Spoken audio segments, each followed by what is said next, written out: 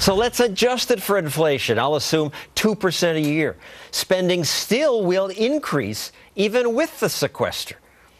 American politicians increase spending outlays by more than inflation every year. They're out of control. The rare politician who understands that? Senator Rand Paul.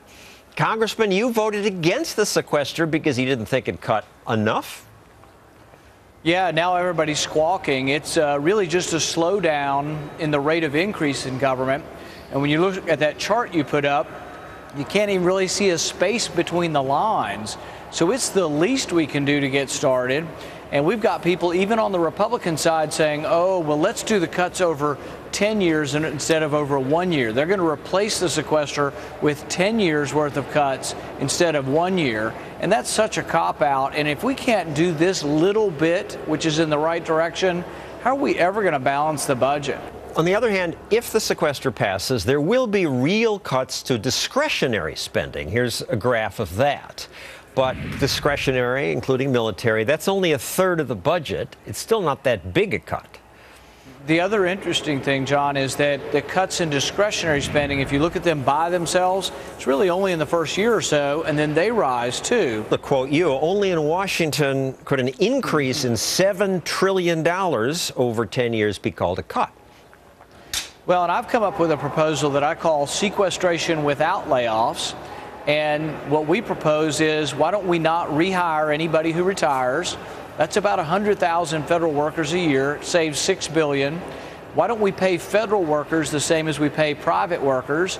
That'd be about 16% less than we pay them now. That saves $32 billion. Why don't we cut their travel budget by 25%? That saves another $2 billion. And then if we do competitive wages and competitive bidding for contractors, that's another $19 billion. You can cut out the entire sequester without losing a single job. Although I do think probably government does need to be smaller. You could actually do it without cutting any jobs if you wanted to. And you've gone beyond that. You've proposed a budget that would eliminate 4 cabinet departments. Commerce, that would save $9 billion. Education, $70 billion. Energy, $27 billion, though some of that's for nuclear bomb maintenance and could go to the Defense Department. Housing and development, $41 billion. I think many Americans hear that and they say, how will we have commerce or education or housing? My argument would be that we spend about $100 billion a year on education. It's not any better.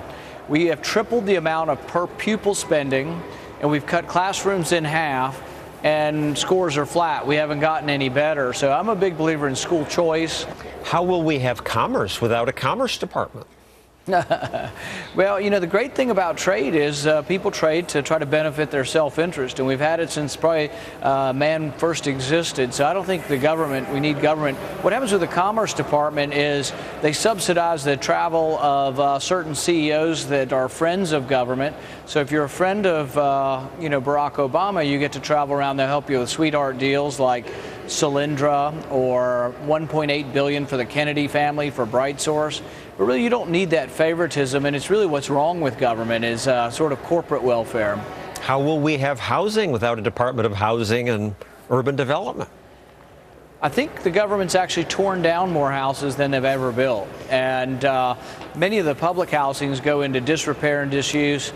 There are great programs out there for helping the poor. Habitat for Humanity is one that I support, and they build houses, they build ownership, the people put sweat equity as well as capital equity into them, and I think there are ways to help people, but throwing government housing at them and then letting them get overrun by drugs and other problems isn't the way to do it.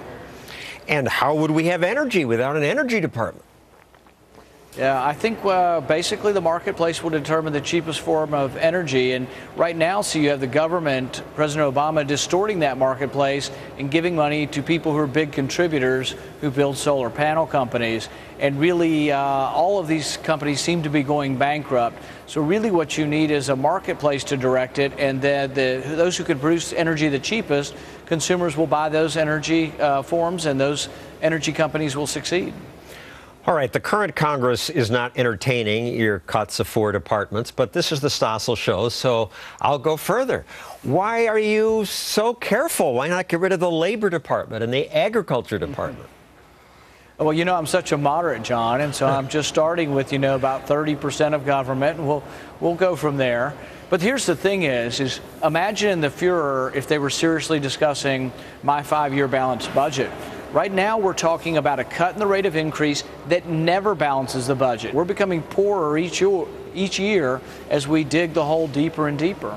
But let me quibble with you about your balance the budget idea, in that A, when Republicans say that, I automatically start to go to sleep. But B, my understanding is we don't need to get all the way balanced. If we simply slowed the growth of government to 1 or 2% a year, we could grow our way out of the debt problem. But it is true that growth is a big part of this. In fact, when you look and people say there's not enough tax revenue, the reason there's not enough tax revenue is because we've been in a terrible recession. So it is about the economic engine of growth, but you have to have policies that cause growth. But do you agree that the balancing the budget's a goal, but you don't have to get all the way there if we just slowed the growth that would allow us to get out of trouble? Well, that's how you get into a more manageable debt. I still think you should balance your annual debt. I'm not up here saying, oh, we have to immediately eliminate $16 trillion in debt. That's going to be very difficult. But balancing your annual budget is a good and wise admonition, and so I do favor getting to that.